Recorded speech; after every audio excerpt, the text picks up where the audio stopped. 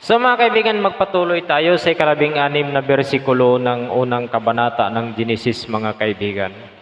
Nilikha ng Diyos ang dalawang malalaking tanglaw. Ang malaking tanglaw ay upang maghari sa araw, at ang maliit na tanglaw ay upang maghari sa gabi. Nilikha rin niya ang mga bituin. So ang nilikha ng Diyos na tanglaw upang maghari sa araw, ito ay ang araw, mga kaibigan, na sumisikat tuwing tuwing lulubog na ang tuwing sabihin na lang natin tuwing umaga. Ang araw ay siyang naghahari sa araw at siya sisikat tuwing umaga, mga kaibigan. At kapag siya ay lumubog na, lalabas na naman ang buwan na siyang maghahari sa gabi. At siya ang nagbibigay ng liwanag sa gabi, mga kaibigan. Dahil mag-isa lang ang buwan, iba ang buwan sa araw, dahil nga ang gabi ay madilim, lumikha ang Diyos ng mga bituin para karagdagang tanglaw o liwanag sa gabi, mga kaibigan.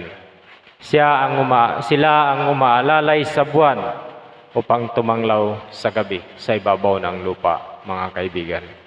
Ang Diyos ay matalino at makapangyarihan. Wala siyang iniisip na hindi maganda.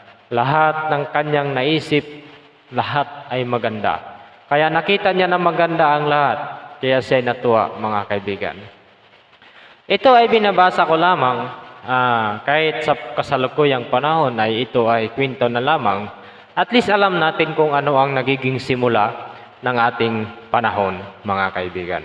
Hindi kagaya ng ibang nagbablog, magagandang pananalita, pero walang makukuhang mga benepisyo.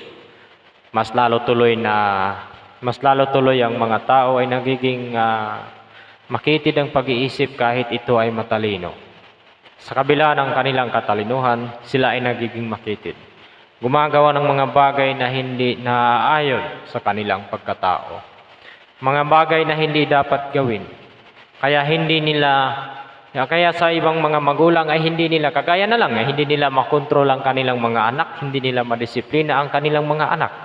Tapos may ibang tao na sa kabila ng kanilang natapos sa pag-aaral ay nagiging mga walang alam, nagiging mangmang.